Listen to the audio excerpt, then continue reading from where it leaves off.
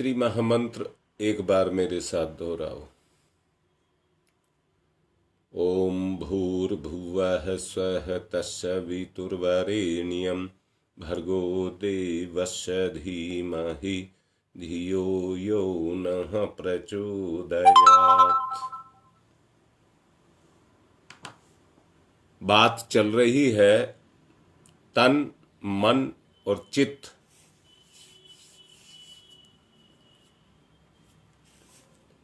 किसी की भी कीमत को कम नहीं किया जा सकता। हर एक की अपनी अपनी विशेषता है और हर एक का अपना अपना कार्य है।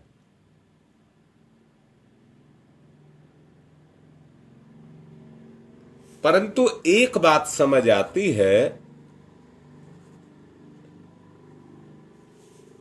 इसमें चित्त की प्रधानता सबसे ज्यादा है। चेतना की प्रधानता, मैंने फिर से कह रहा हूं, किसी चीज की उपयोगिता को कम नहीं किया जा सकता।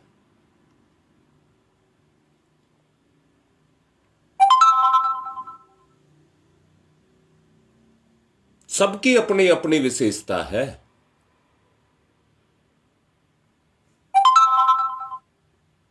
परंतु प्रधानता जो है वो चेतना की है।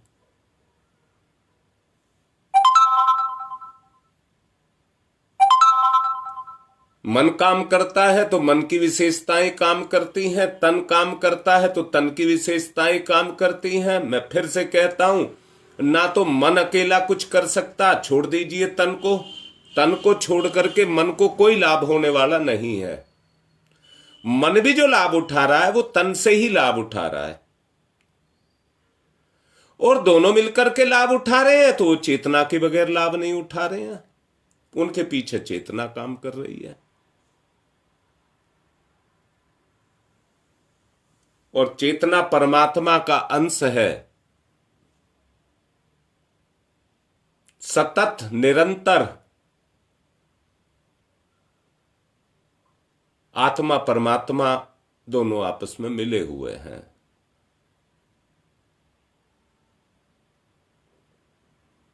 आवश्यकता इस बात की है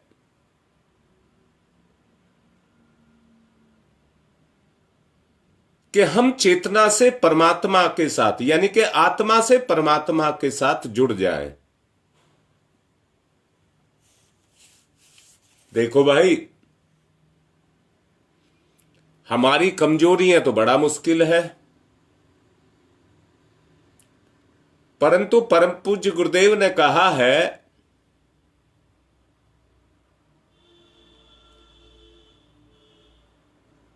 पदार्थों के साथ, भोगों के साथ जुड़ना बहुत आसान नहीं है।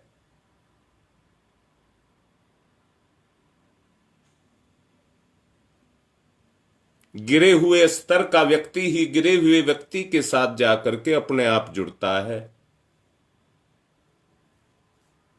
परंतु हीनता का भाव पैदा होता है। जरा सच्चाई देखो, परमात्मा के साथ, सत्य के साथ, परमात्मा के साथ अर्थात सत्य के साथ जुड़ना कितना आसान है।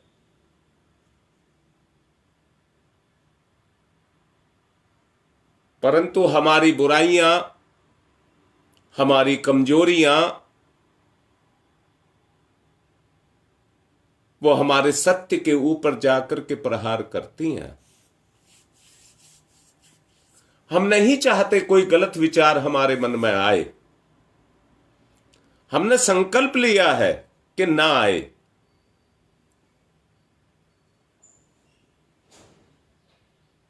परंतु संस्कार कहो या चेतना कहो या चित्त कहो, उसमें समाई हुई जो कमजोरियां हैं वो बार बार बाहर निकल करके आती हैं और अपने प्रभाव से हमें प्रभावित करती हैं। बस यही हमारी कमजोरी है।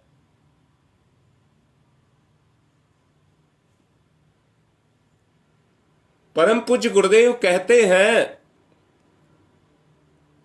बुराई के साथ जुड़ने के लिए कोई भी आपको स्वीकृति नहीं देगा,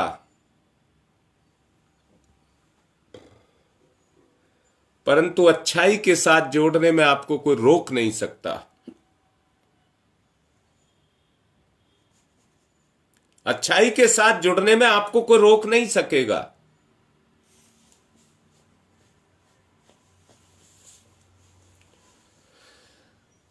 चेतना इन्हीं दोनों के बीच में झोंके खा रही है।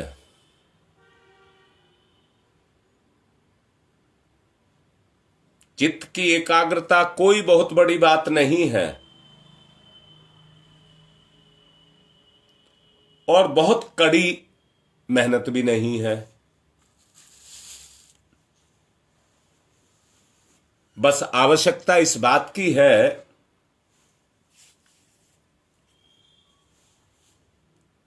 कि हम चैतन्य के साथ अपने आप को जोड़ें।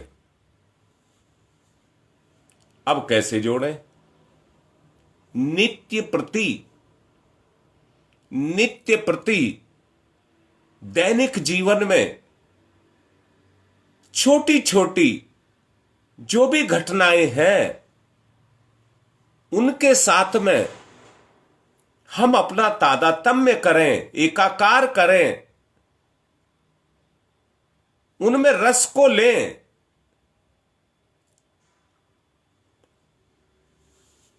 धीरे धीरे प्रयत्न करने से वो हमारी आदत में आने लग जाएंगी। दोबारा से कह रहा हूं, कोई अपने आप से झूठ नहीं बोलेगा, कोई अपने आप से ही झूठ नहीं बोलेगा। इसलिए इसको गुप्त अनुष्ठान कहा है।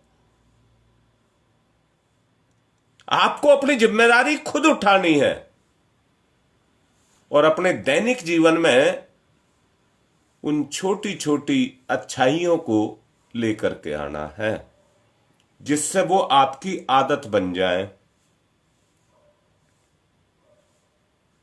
दिनचर्या को कुछ इस तरह से बांधना है, समय के साथ। याद रखना, जागृति ऐसे नहीं आएगी, समय के साथ। समय के साथ आप सच को देखो, सारी रात सोए हैं, कोई दिक्कत नहीं। सोने से लगाकर उठने तक की अगर हम जिंदगी को देखें तो जब सोए हैं तो कोई दिक्कत नहीं, पर उठने में बड़ा जोर पड़ता है। उठने में बड़ा जोर पड़ता है। अब सही क्या है? अगर आपने प्रमाद कर दिया 5 मिनट का भी, तो वो 5 मिनट का प्रमाद सारी सच्चाई को खा जाएगा। जबकि 5 मिनट का कोई मूल्य नहीं है जीवन में। परंतु अगर आपने एक बार प्रमाद को स्वीकार कर लिया, आप जितने सख्त अपने अनुशासन के बनकर के रहेंगे, उतना ही सत्य का समावेश आपके अंदर हो जाएगा।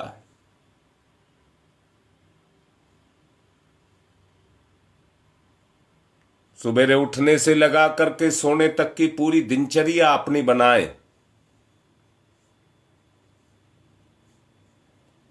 और उसका बड़ी सख्ती से पालन करें।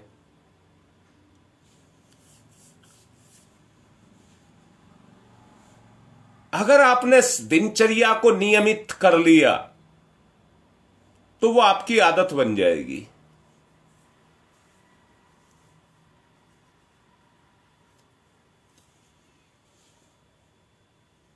उन्हें अपना दैनिक जीवन का कार्यक्रम बनाना ही हो चाहिए। जब जो काम करना है नियत समय पर शरीर और मन को साथ प्रवृत्त करके एक साथ, मैंने फिर से कहा है, आप खाना भी खाओ तो एक स्थिरता आपके भोजन के अंदर होनी चाहिए। वो रस आपके अंदर पैदा हो। रस पैदा करने से, मैं फिर से कह रहा हूं, वो चटोरापन नहीं है। आपकी इंद्रियां, आपकी ग्रंथियां उस रस को छोड़ना शुरू कर देंगी और वो आपके भोजन के अंदर जाकर के मिलेगा। आप भोजन का रस लेंगे और अपना भोजन, अपना रस भोजन में मिलाएंगे, तो वो प्रक्रिया शुरू हो जाएगी जो पाचन तंत्र के रूप में आपके अंदर मजबूत बनती चली जाएगी। इसलिए काम में भी रस लीजिए। मैं पूछता हूं, जब सोते हैं तो सोने में रस नहीं आता, उठने में सोने में रस क्यों आता है? जब सोते हैं तो सोने का रस लीजिए, पर जब उठने का समय हुआ है तब सोने का रस क्यों आता है? बस यही गलती है। और यहीं से व्यक्ति के अंदर लापरवाही, आलस्य, टालमटोल, प्रमाद, ये दुर्गुण पैदा होने लग जाते हैं। चित्त चेतना, चित्त चेतना आपकी काम करे। पूछता हूं, क्या करना नहीं चाहिए? कर्म पर आपकी चेतना को काम करना नहीं चाहिए क्या? अपने आप निर्णय लीजिए। अगर आप कह रहे हैं करना चाहिए तो करिए। अपनी अंतरात्मा से, अपनी चेतना से पूछिए। अगर आपकी अंतरात्मा यह स्वीकार कर रही है कि मुझे हृदय से, चेतना से, चित्त से काम को करना चाहिए, तो चेतना के बस में मन भी आएगा और मन के बस में तन आएगा और तीनों के बस में काम आएगा। जकड़ लेंगे।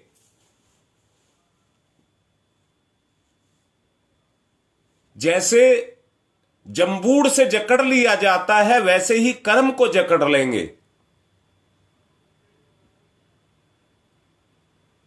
कर्म की कोई हिम्मत नहीं होगी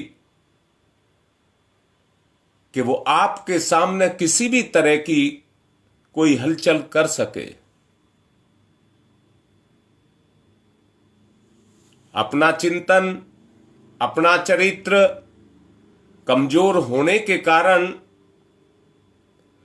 हम जिस कर्म को करना चाहते हैं, हमारे अंदर दृढ़ता, स्थिरता ना होने के कारण कर्म हमसे अपना पीछा छुटाता है। जो हम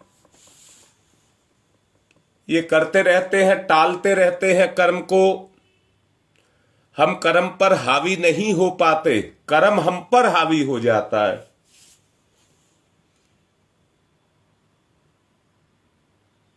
अगर आपके विचारों के अंदर वो ठोसता आएगी, दृढ़ता आएगी, तो सामने आया हुआ कोई भी कर्म आपको मुसीबत नहीं दिखाई देगा। मन को हमने छुट्टल प्रकृति का बना करके रखा है। इधर उधर कुदकने की आदत उसे पड़ गई है।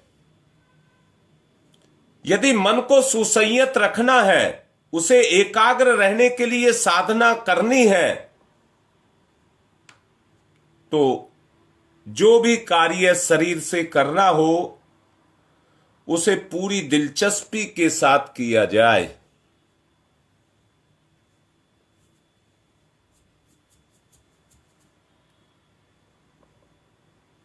कुछ दिन में ऐसी आदत पड़ जाएगी कि शरीर के साथ काम मन करने लग जाएगा। फिर उस व्यक्ति के सब काम सुस्थिरता के साथ, सुचारू रूप से होते हुए चले जाएंगे। और समझ लेना, जिसके काम सुचारू रूप से चलने लग गए, उसके जीवन में समृद्धि आने लग जाएगी।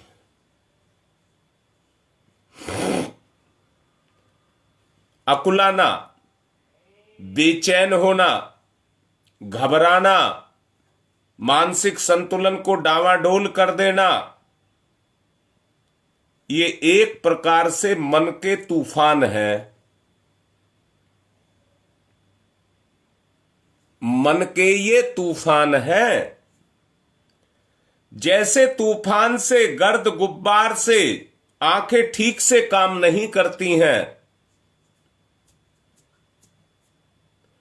रास्ता ठीक प्रकार नहीं दिखता है, वैसे ही मन की बेचैनी की दशा में वास्तविक स्थिति को समझने और उसके निराकरण का समुचित मार्ग ढूंढने में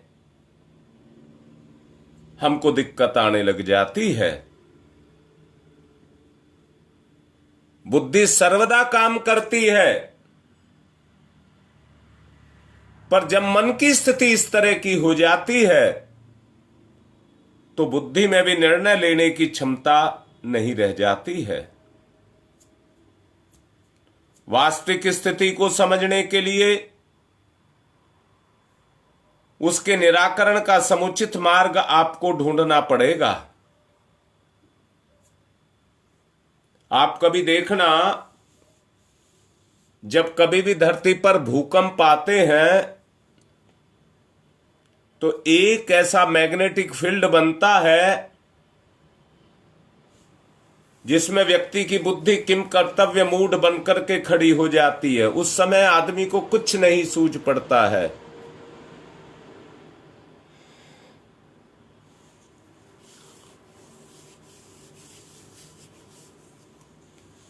जैसे ही उसका प्रभाव खत्म होता है तो आदमी को अकल आ जाती है।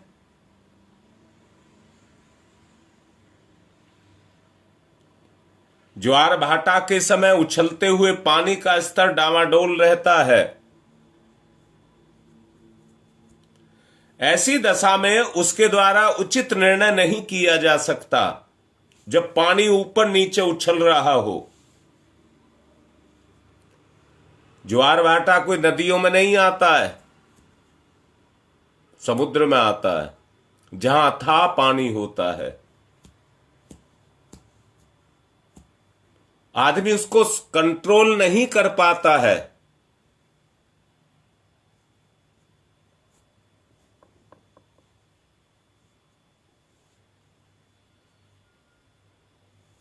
एकाग्रता के लिए साधना करनी पड़ती है।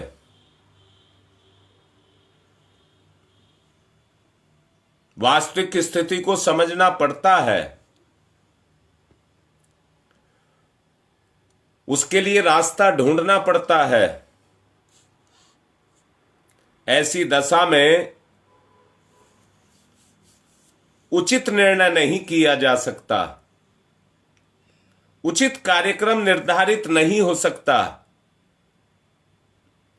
उछलते हुए पानी में सूर्य, चंद्र आदि भी केवल प्रतिबिंब के रूप में देखे जा सकते हैं।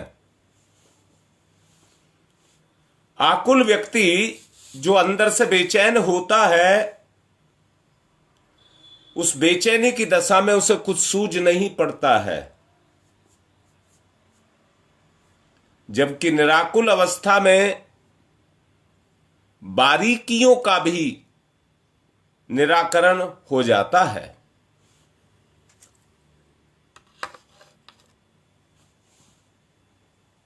जरा कुछ शब्द बोल रहा हूं, ध्यान से सुनना।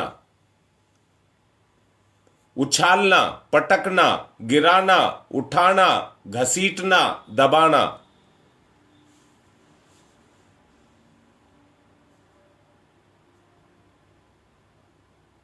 दोबारा से कह रहा हूं, मैंने कहा उछालना, शरीर को नहीं कहा है मैंने।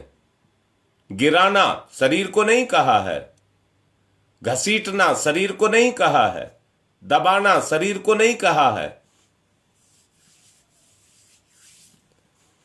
ये सब विचार से होते हैं।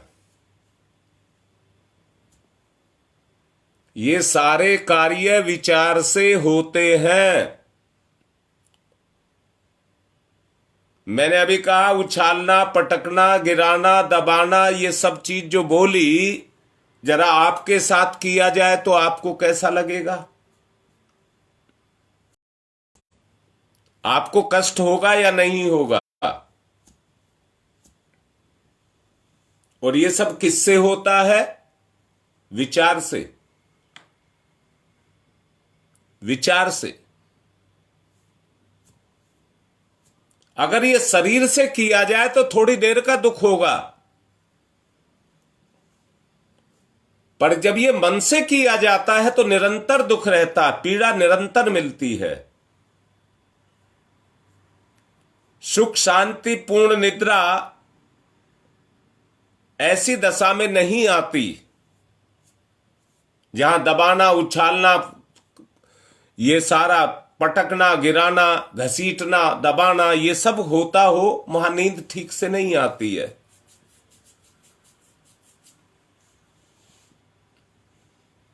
क्योंकि वो घटना व्यक्ति की चेतना पर काम करती है। जब इंद्रियों पर अनावश्यक दबाव आते हैं तो इंद्रियां अपने काम को उसी के अनुरूप करने लग जाती हैं। भोग विलास, ये सब हमारे चिंतन मनन में रहता है।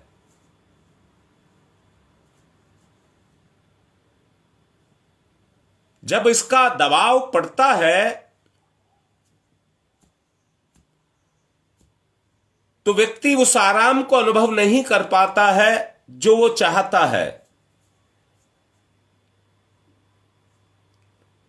और आत्मा की स्थिति भी वो नहीं रहती है जो आत्मा की स्थिति होनी चाहिए।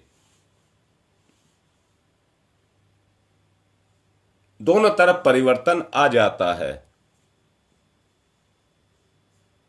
जब भय, शोक, उद्वेग, क्रोध, द्वेष, चिंता, अहंकार, हर्ष, ये सब बढ़े,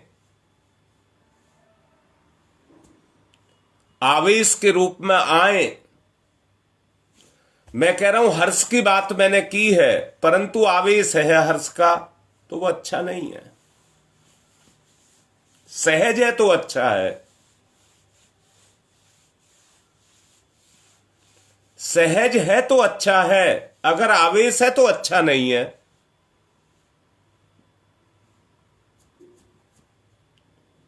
ये आघात के रूप में काम करते हैं और हमारी चेतना को ग्रसित करते हैं। इन आघातों के कारण उसे क्षण क्षण भर में चैन नहीं मिलता।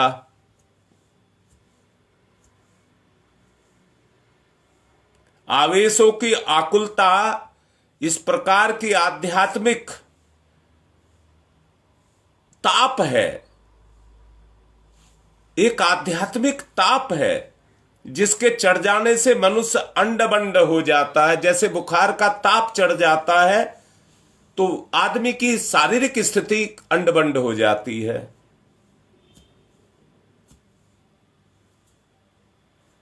व्यक्ति के ऊपर किसी तरह का आघात किया जाता है या होता है तो व्यक्ति कराहता है, दुख मानता है, कराहता है। आवेशों की आकुलता एक प्रकार की ताप है।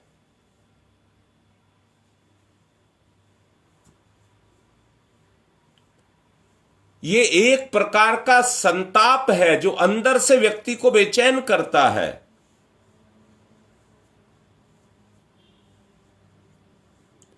अंधाधुंध आदमी किसी काम को करता है, मान लीजिए पानी पीता है,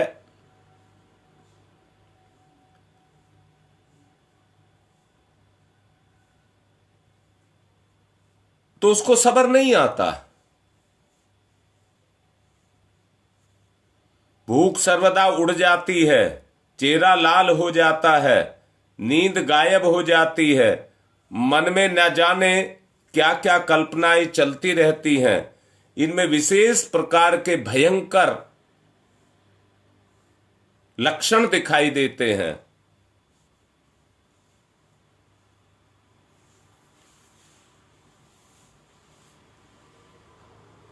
वहां पर कोई भी संतुलन नहीं बन पाता। व्यक्ति इतना बेचैन हो जाता है कि किसी भी तरह से उसे मानसिक शांति नहीं मिलती। ऐसी दशा में ना सोचने लायक बातें सोचता है और ना करने लायक कामों को करता है।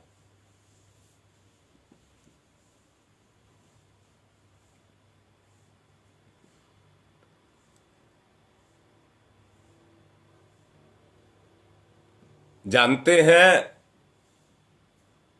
तिजारी के रोगी की गांठ गांठ में हडफूटन होने लग जाती है।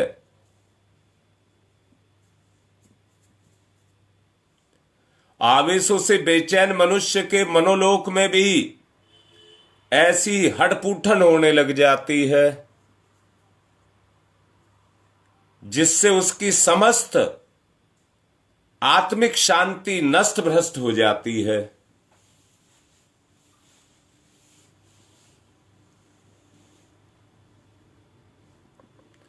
आवेशों की दशा में अशांत व्यक्ति न तो सांसारिक उन्नति कर सकता है, ना आध्यात्मिक उन्नति कर सकता है।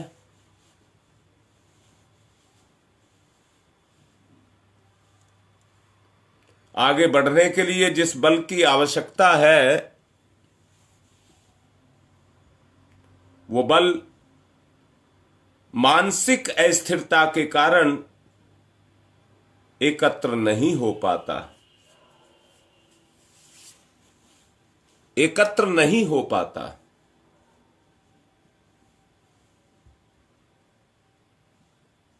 इसलिए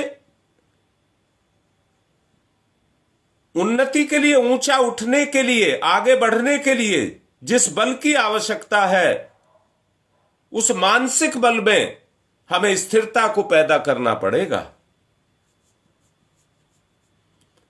हाथ कांप रहा हो, बंदूक तलवार चलानी हो, तो निशाना नहीं बैठेगा। आप तलवार को चला रहे हैं, हाथ कांप रहे हैं, तो नहीं होगा, कुछ नहीं कर सकेंगे आप। हाथ कांप रहे हैं और बंदूक निशाना लगा रही है, तो निशाना नहीं सधेगा, टाइगर नहीं दबेगा।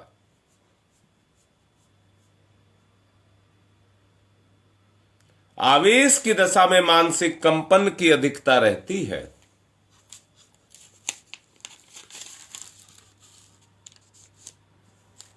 इसी दशा को उद्विग्नता कहते हैं।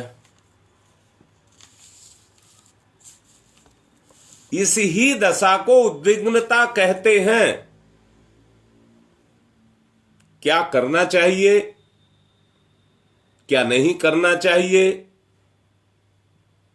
ये सूझ नहीं पड़ता है। यह व्यक्ति को सूझता नहीं है। फैसला लेने की, निर्णय लेने की स्थिति में व्यक्ति नहीं रहता है।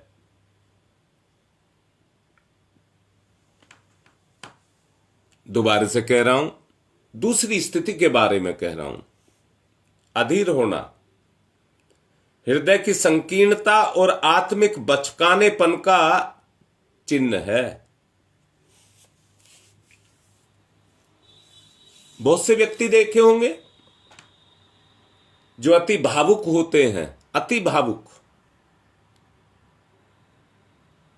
भावुक होना अच्छी बात है, परंतु अति भावुक होना अच्छी बात नहीं है। वो निर्णय नहीं ले पाएगा।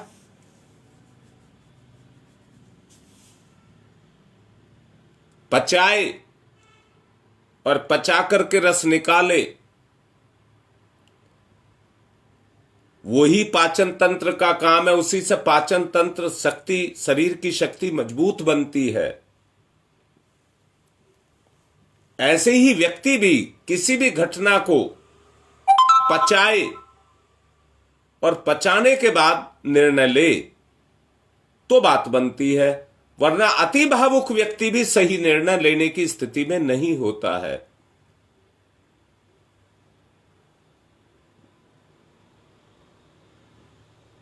बच्चे जब बाग लगाते हैं खेल खेल में, उनकी कार्य प्रणाली बड़ी विचित्र होती है। वो उन कामों की नकल करते हैं। उन कामों में कोई वास्तविकता नहीं होती, वो उनकी नकल करते हैं। जैसा समाज में देखते हैं, बाग लगाते हैं तो टहनी ला करके जमीन में गाड़ देते हैं और उन्हीं टहनियों में पानी दे देते हैं। क्या वो टहनियों में जड़ होती है जो उस पानी को पी जाएगी और उग जाएगी? यही गलती हम भी करते हैं।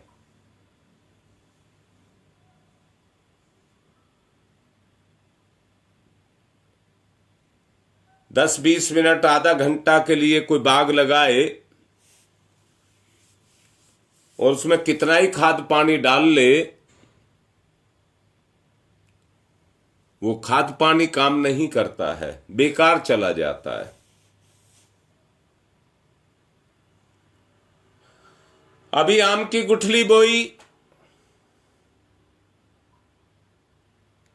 आदमी को सब्र नहीं आया, पौधा नहीं निकला।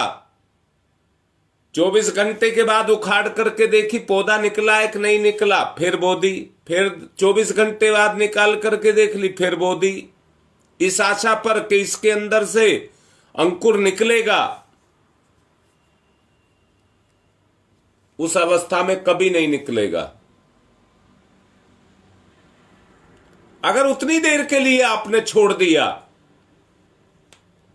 कि जितनी देर में उसमें अंकुर फूट करके निकल आना चाहिए, तो अंकुर जरूर निकलेगा।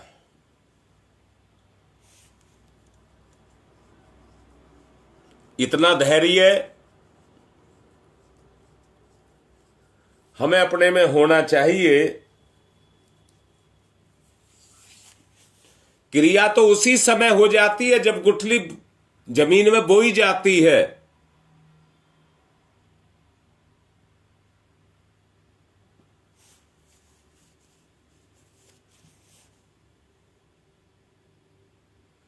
उसी समय क्रिया होना शुरू हो जाती है, परंतु धीरे धीरे धीरे क्रिया अपना रूप बढ़ाती चली जाती है।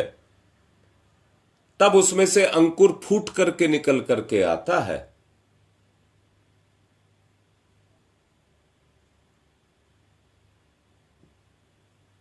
और जब एक बार अंकुर फूट करके निकल आता है तो बीज का काम पूरा हो जाता है।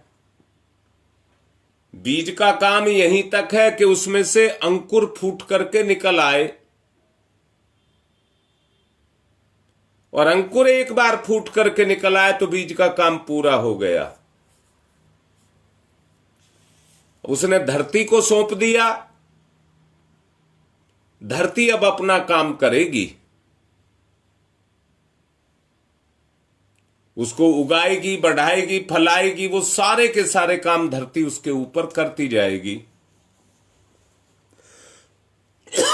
ठीक इसी ही तरह से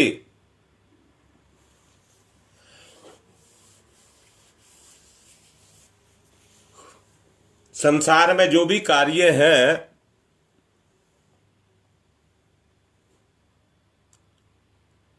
कार्य श्रम से होते हैं, बुद्धि से होते हैं, पर क्या समय से नहीं होते हैं?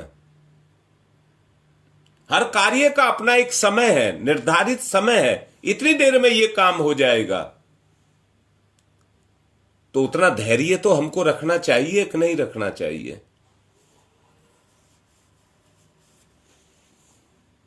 अगर आपने कर्म किया है तो परिणाम जरूर आएगा। आवश्यकता उस धैर्य की है कि उसको हम धारण करके रखें।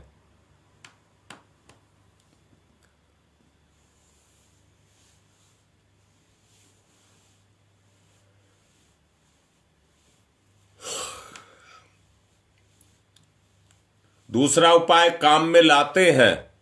जब इच्छा पूरी नहीं होती है, कल्पना पूरी नहीं होती है, तो दूसरे उपायों के बारे में सोचने लग जाते हैं। स्थिरता खत्म हो जाती है। वाचालता पैदा हो जाती है।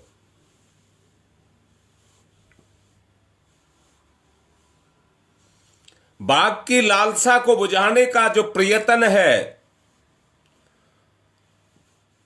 वो टहनी और पत्तों से पूरा नहीं होता, वो तो मुरझा जाते हैं। पर जमीन का रस जब पौधे के अंदर जाकर के जड़ के माध्यम से चढ़ने लग जाता तो वो मुरझाता नहीं है।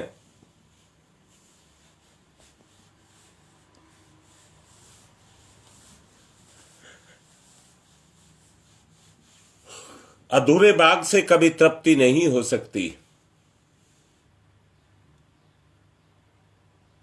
अधूरे बाग से कभी तृप्ति नहीं हो सकती, उसको पूर्ण करना पड़ेगा।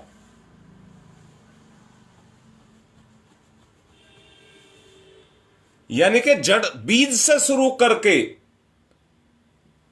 उसको बीज से शुरू करके फल आने तक जितना भी कार्य है उसको हमें सहजता के साथ, समय के साथ पूरा करना चाहिए।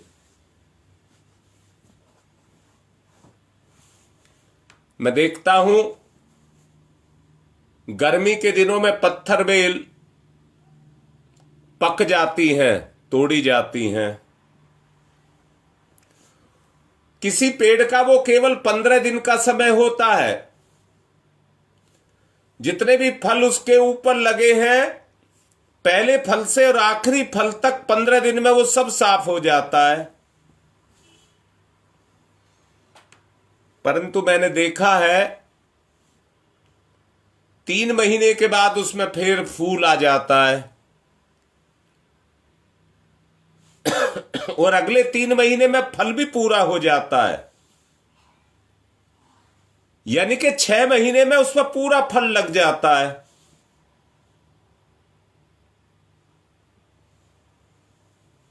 मैंने देखा कि पत्थर बेल का फल तो पूरा है, तोड़ करके देखते हैं, बाहर से हरा तो दिख रहा था, पर तोड़ करके देखा तो बीज भी कच्चे थे और गुद्दा भी कच्चा था। अब सोचा पाल लगा करके इसको पका लिया जाए। सूख गया, पका नहीं, सूख गया, पका नहीं। पकने की अवस्था में अगर आ जाए, जब पेड़ पर पकने की अवस्था में अगर आ जाए और पूरा पकने से पहले आप तोड़ लें, उसको पाल में लगा करके पकाया जा सकता है। अर्थात 6 महीने में पूरा फल पेड़ पर आ जाता है, पर पकने का समय तो 11 महीने पूरे होने के बाद ही आता है। 11 महीने पूरे कर लेता है, उसके बाद ही पकना शुरू होता है और 15 दिन में अपना काम पकने का पूरा कर लेता है। अर्थात समय की आवश्यकता है। उसके लिए हमको धैर्य करना पड़ेगा।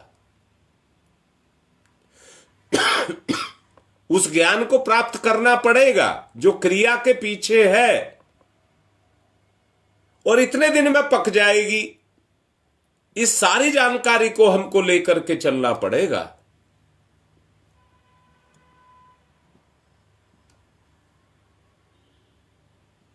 प्रकृति के द्वारा निर्धारित किया हुआ सब चीज है।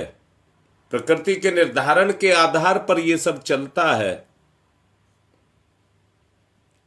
हमें भी प्रकृति के रास्ते को प्रकृति की बात को मानना पड़ेगा। उसके निर्धारण को स्वीकार करना पड़ेगा। प्रकृति ने हर चीज का निर्धारण किया है, तो इस सत्य का भी निर्धारण किया है जिसको आप अपने जीवन में उतारना चाहते हैं। गुप्त अनुष्ठान जो है वो इसीलिए है कि अपने आप को पका लें, अपने आप को पका लें। आदमी बच्चा भी होता है, आदमी जवान भी होता है, आदमी बूढ़ा भी होता है, आदमी जन्म भी लेता है तो आदमी मरता भी है।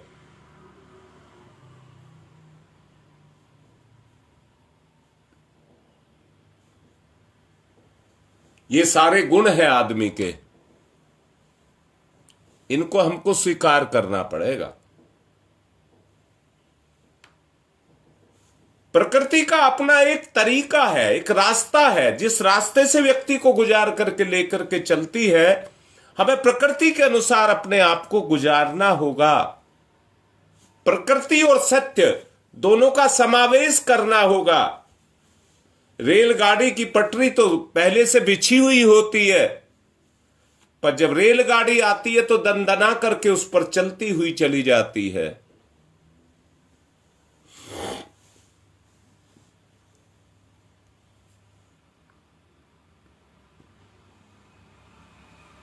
निवेदन कर रहा हूं, प्रकृति ने जो रास्ता हमारे जीवन का बनाया है उसे हमें मानना पड़ेगा, अपनाना पड़ेगा, उस पर हमको चलना पड़ेगा। वो ही सहज है।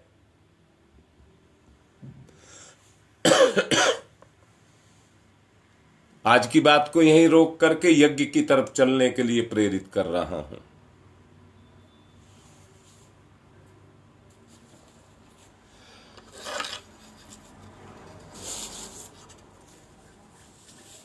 पवित्रीकरणम। ओम मैं पवित्र है पवित्रो वा सर्वावस्थांगतो अपि वह यह समरेत पुंडरीकाक्षम सबाह्याभ्यंतर है शुचि। ओम पुनात पुंडरीकाक्ष पुनात पुंडरीकाक्ष पुनातुः।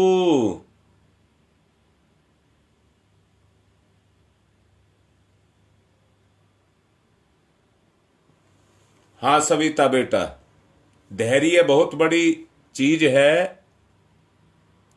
धारण करने के बाद मजबूती के साथ उसको पकड़े रहे तो उससे क्या होता है, जिस आदत को आप पकाना चाहते हैं वो पक जाती है। क्या करूं का मतलब है ये कमजोरी है। धैर्य ही सबसे बड़ा गुण है।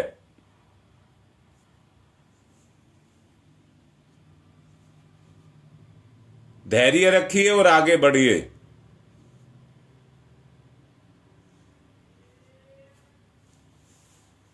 आचमनम, सीधे हाथ पर जल ले करके 3 बार आचमन करेंगे।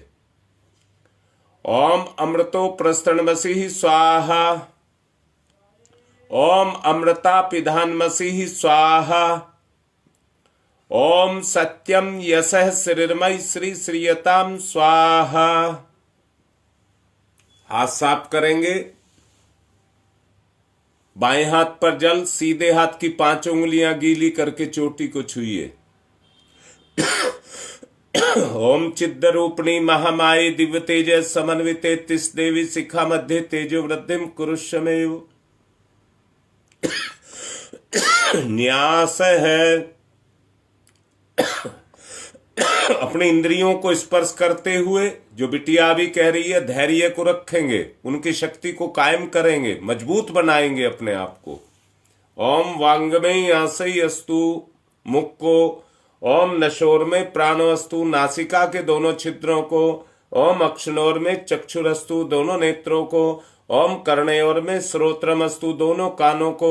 ओम बाहोर में बलमस्तु दोनों भुजाओं को। ओम उर्वोर में ओजोअस्तु दोनों जंघाओं को। ओम अरिष्टानि में तनुस्तन्वा में सहसंतु। पृथ्वी पूजनम। धरती माता पर एक आचमनी जल चढ़ा करके धरती माता का पूजन करेंगे लोक कल्याण की भावना से। ओम पृथ्वी त्वया धृता लोका देवी त्वं विष्णुना धृता त्वं च धार्य माम देवी पवित्रम कुरु च स्मनम। आप लोगों ने 108 कुंडीय यज्ञ देखे होंगे, अश्वमेध यज्ञ देखे होंगे, कितना विराट आयोजन होता है। 51 कुंडीय यज्ञ हमने श्रृंखला चलाई है, उससे कहीं ज्यादा यज्ञ होते हैं। और देखिए कितने सवा घंटे में सारा काम पूरा हो जाता है। पर उस अनुष्ठान में आपकी उतनी बड़ी भागीदारी है, लापरवाही ना की जाए, शक्ति को बढ़ाया जाए और दूसरे परिजनों को जोड़ा जाए, जो अपने प्रिय हैं उनको जोड़ा जाए, तो यह अनुष्ठान एक ताकत बनता चला जाएगा। चंदन धारणम, एक दूसरे का सम्मान। ओम चंदनस्य महत्यपूर्णम पवित्रम पापनाशनम आपदाम हरते नित्यम लक्ष्मी तिष्ठति सर्वदाम। कलावा बांधेंगे जिन्होंने नहीं बांध रखा, जिन्होंने बांध रखा है वो मुट्ठी बांध करके कलावे को पकड़ करके संकल्प लेंगे। ओम व्रतेन दीक्षाम आपनोति दीक्षा यापनोति दक्षिणाम दक्षिणाम श्रद्धयाम आपनोति श्रद्धया सत्यमाप्यते। अब कलश का पूजन करेंगे।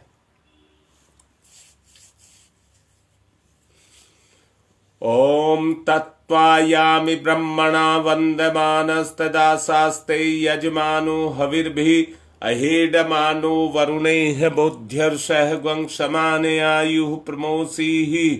ओम मनोरज्योतिर्जुषतामाजस्य बृहस्पतिर्यज्ञमिमं तनोत्वरिष्ठं यज्ञग्वंशमिमं ददातु विश्वे देवास इहमादयन्ताम्। ओम प्रतिष्ठः। ओम वरुणाय नमः। आवाहयामि स्थाप्यामि ध्यायामि ततो नमस्कारम करोमि। दीपक का पूजन करेंगे। ओम अग्निर्ज्योति ज्योतिरग्नि स्वाहा सूर्य ज्योति ज्योति सूर्य स्वाहा अग्निर्वर्चो ज्योतिर्वर्च स्वाहा ज्योतिर्वर्चो अग्निर्वर्च स्वाहा ज्योति ही सूर्य सूर्य ज्योति ही स्वाहा। अब गुरुदेव माता जी को तिलक करेंगे। गुरुर्ब्रह्मा गुरुर्विष्णु गुरुदेवो महेश्वर गुरुरेव साक्षात् परमं तस्मै श्री गुरुवे नमः। अखंड मंडलाकारं व्याप्तं येन चराचरं तत्पदं दर्शितं येन तस्मै श्री गुरुवे नमः। मातृवत्र लालियत्री च पितृवत्र मार्गदर्शिका नमस्तु गुरु सत्ताई श्रद्धा प्रज्ञायुताश्चया। ओम श्री गुरुवे नमः। आवाहयामि स्थाप्यामि ध्यायामि ततो नमस्कारम करोमि। माँ गायत्री को तिलक करेंगे। आयातु वरदे देवी त्र्यक्षरे ब्रह्मवादिनी गायत्री छंदसाम माता ब्रह्मयोनिर्नमस्तुते। ओम श्री गायत्री नमः। आवाहयामि स्थाप्यामि ध्यायामि ततो नमस्कारम करोमि। सभी देव शक्तियों का पूजन करेंगे। एक साबुत पुष्प समर्पित करेंगे दीपक के पास। ओम सर्वेभ्यो देवेभ्यो नमः। आवाहयामि स्थाप्यामि आसनम समर्पयामि। बूंद बूंद करके 4 बूंद जल चढ़ाएंगे। पाद्यम समर्पयामि अर्घम समर्पयामि आचमनम समर्पयामि स्नानम समर्पयामि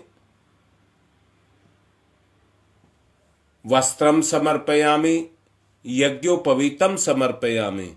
तिलक करिए। गंधम विलेप्यामि चावल लक्षतानि समर्पयामि पुष्पाणि समर्पयामि धूपम आग्रयापयामि दीपम दर्शयामि नैवेद्यम कुछ मीठा समर्पयामि तांबूल पुंगी फलानि समर्पयामि फूल पत्ती चढ़ा दें। दक्षिणाम समर्पयामि कोई सिक्का चढ़ा दें। सर्वा भावे अक्षतानि समर्पयामि चावल चढ़ा दें। हाथ जोड़कर प्रणाम। नमोस्तनंताय सहस्रमूर्तये सहस्रपादाक्ष शिरोर्भावे सहस्र नामने पुरुषाय सारस्वते सहस्र कोटि युग धारणे नमः। सहस्र कोटि युग धारणे नमः।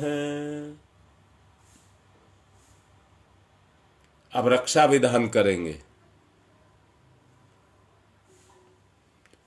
ओम पूर्वे रक्षतु वाराह आग्नेयाम गरुड़ध्वज दक्षिणे पद्मनाभमस्तु नैऋत्याम मधुसूदन पश्चिमे चैव गोविंदो वायव्याम तु जनार्दन उत्तरे श्रीपति रक्षे देशान्यम ही महेश्वर।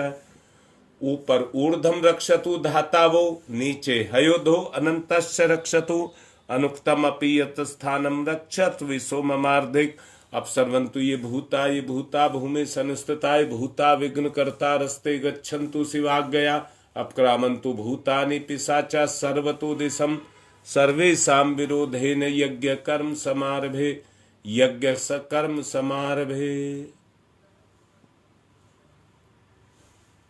अब देव शक्तियों का आवाहन करेंगे।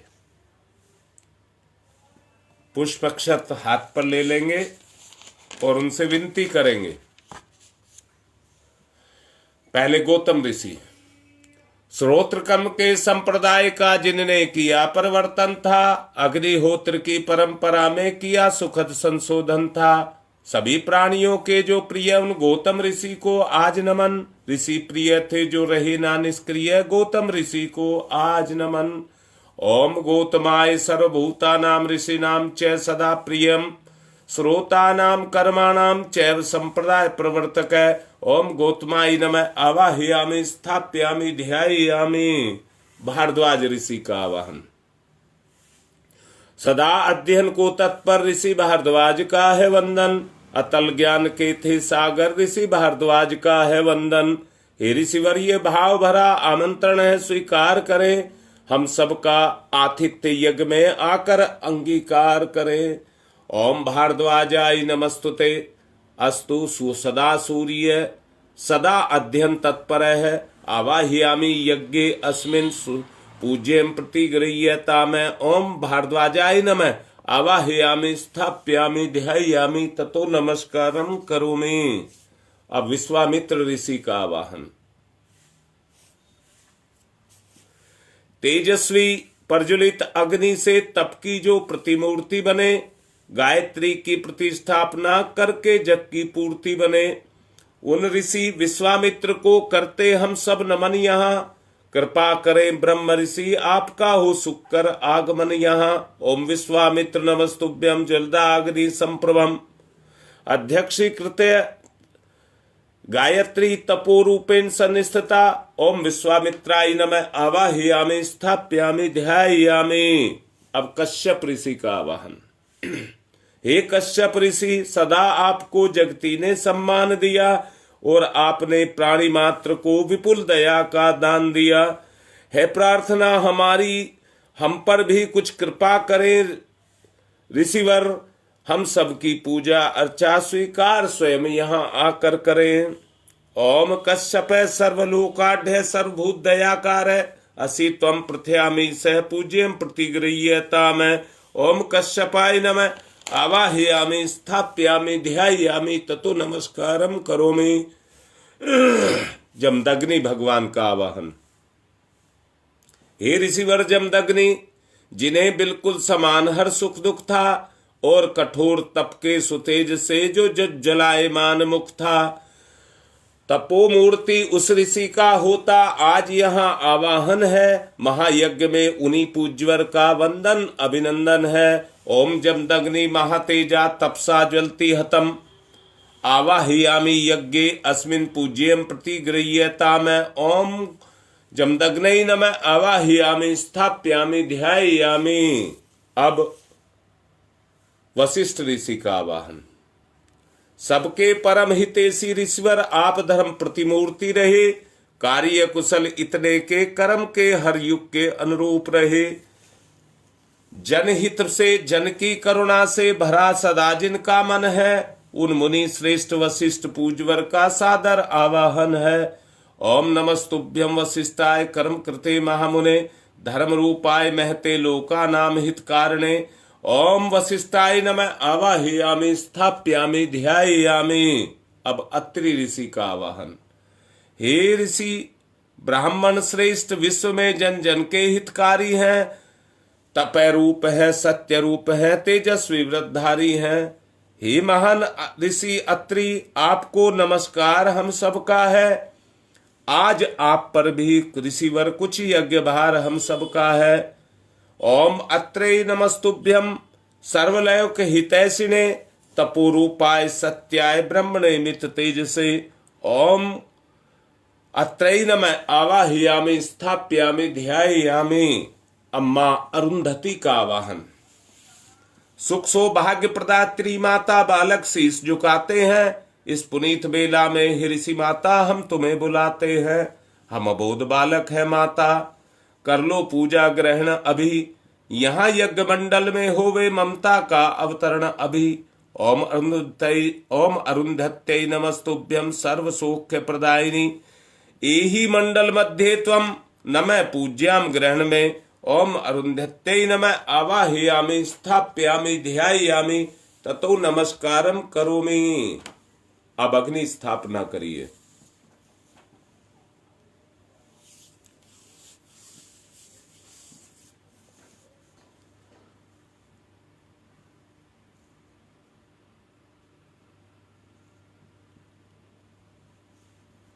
ओम भूर्भुवस्वः द्योरिव भूम्नाः पृथिवीवरिम्नाः तस्यास्ते पृथिवी देव यजने प्रस्ते अग्निम मनाद मन्नाधाया दधे।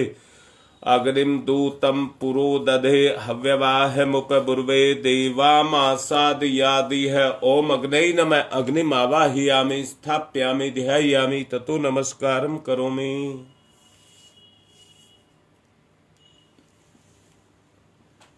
समिधा दान करेंगे।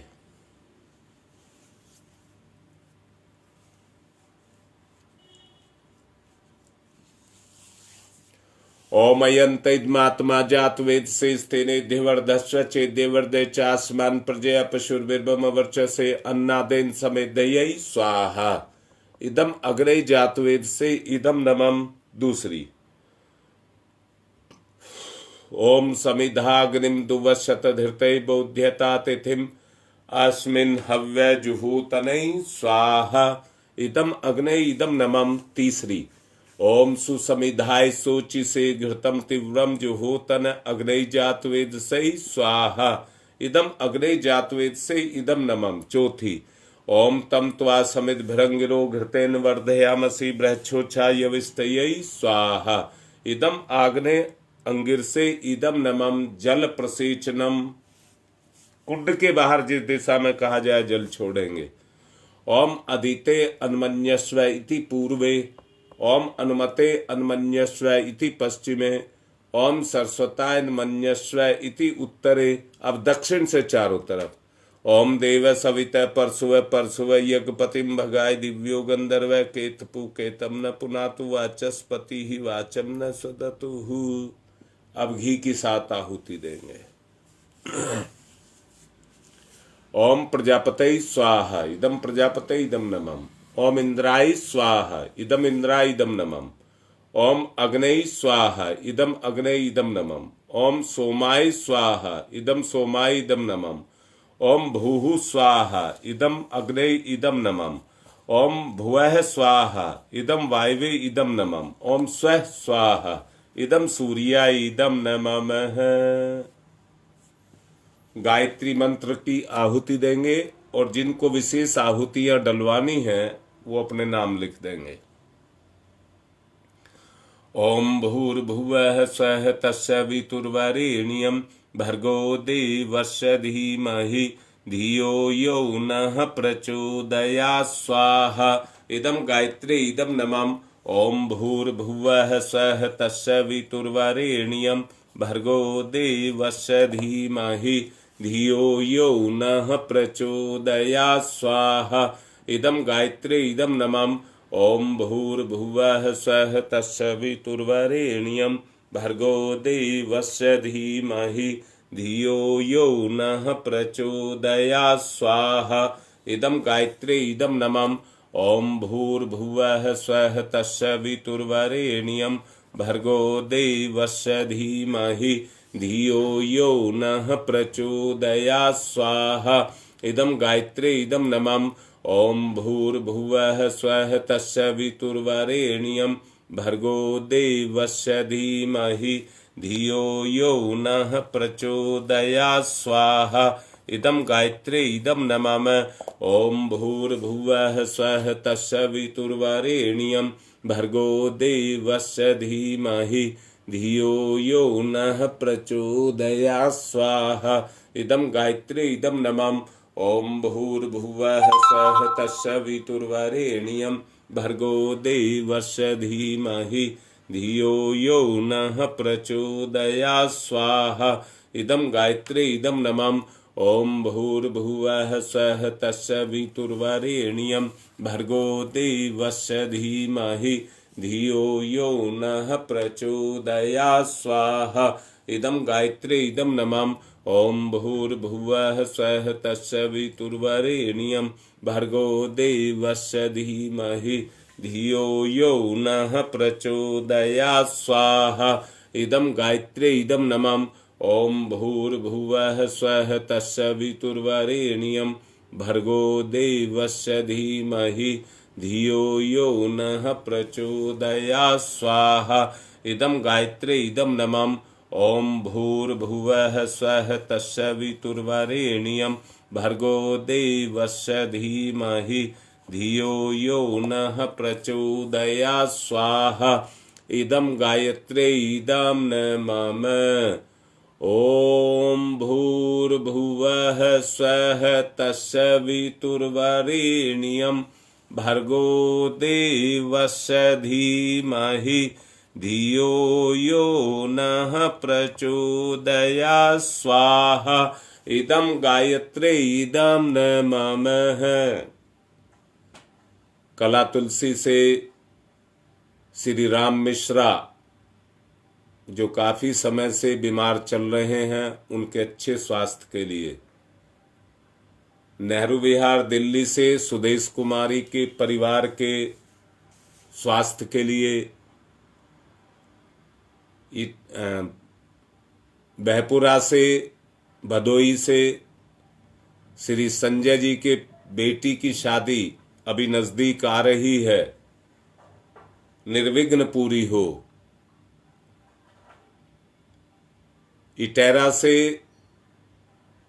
अनिरुद्ध के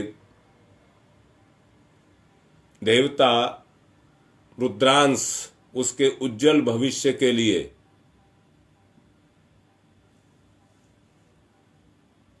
जनकपुरी दिल्ली से अमन की मम्मी कमलेश के अच्छे स्वास्थ्य के लिए।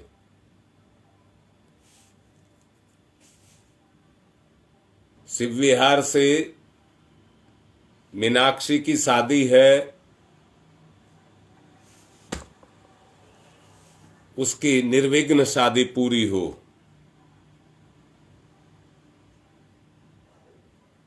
न्यू अशोकनगर से मथुरा प्रसाद गुप्ता की बिटिया सुरभि बीमार चल रही है, उसके अच्छे स्वास्थ्य के लिए। पवन के पिताजी, पवन दीक्षित के पिताजी बीमार चल रहे हैं, उनके अच्छे स्वास्थ्य के लिए।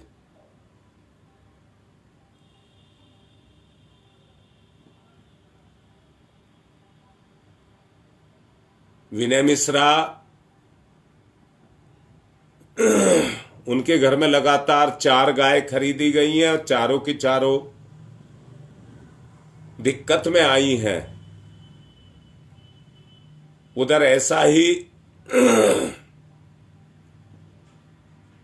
राकेश ने भी गाय खरीदी है, उसको भी इसी तरह की दिक्कत आ रही है।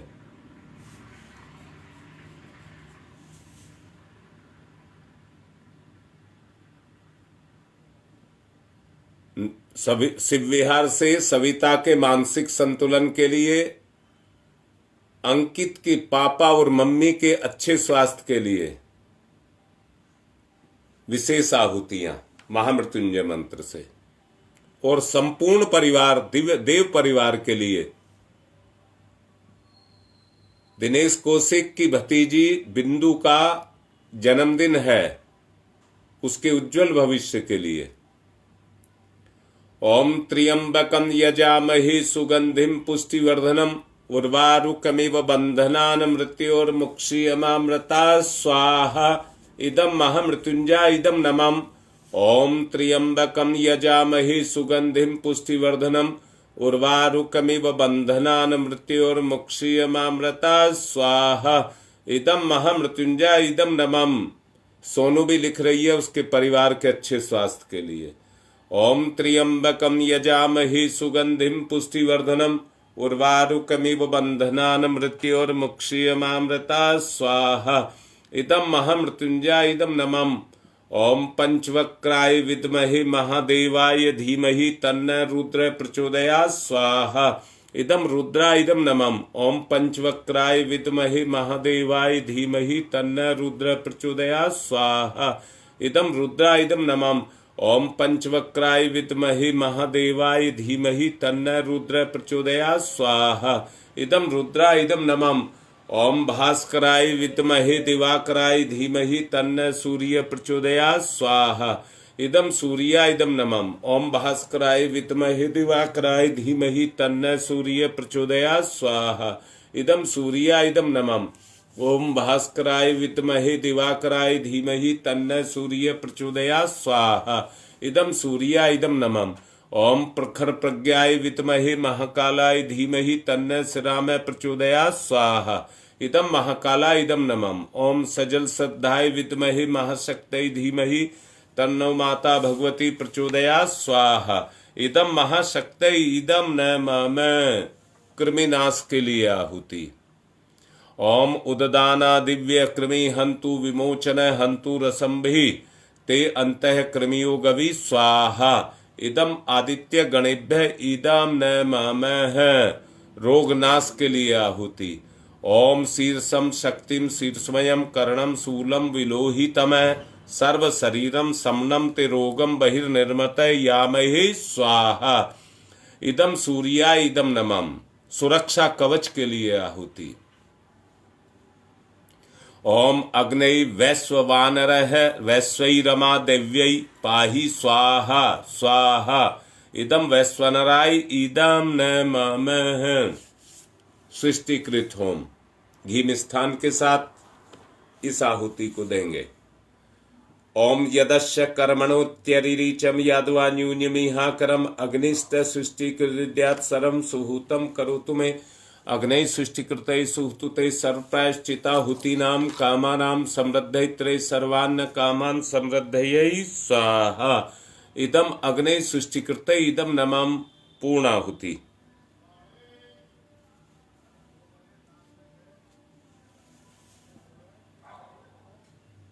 कार्यकर्ताओं की तरफ से गंगा विहार से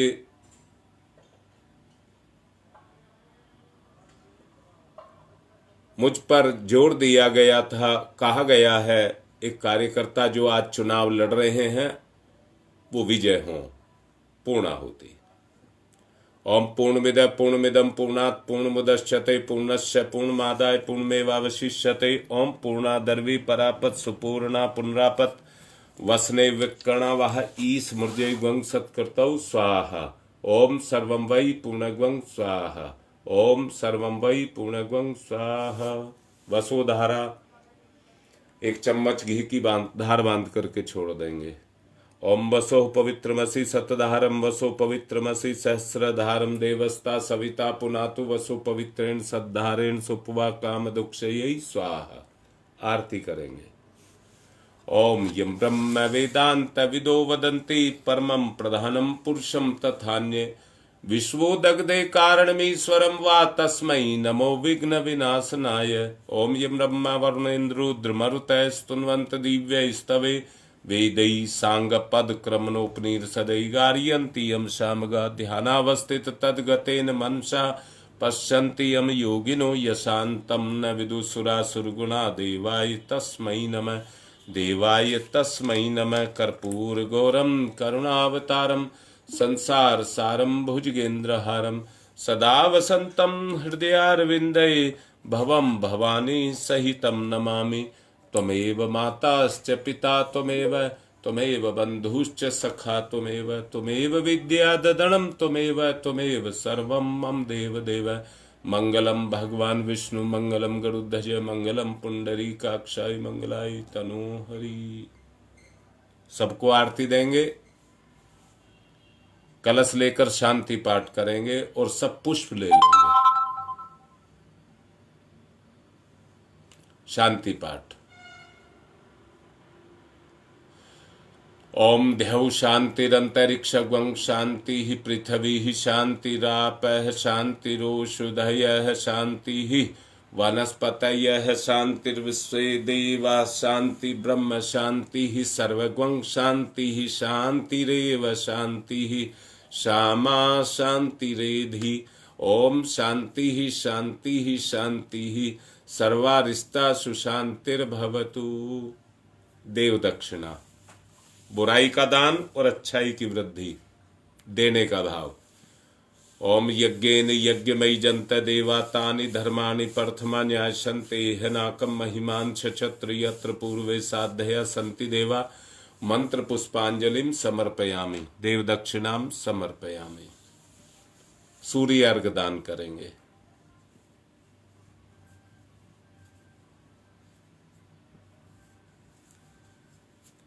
ओम सूर्य देव सहस्रांशो तेजो रासे जगतपते अनुकंप्य माम भक्ति गणार्गम दिवाकर। ओम सूर्याय नमः, आदित्याय नमः, भास्कराय नमः।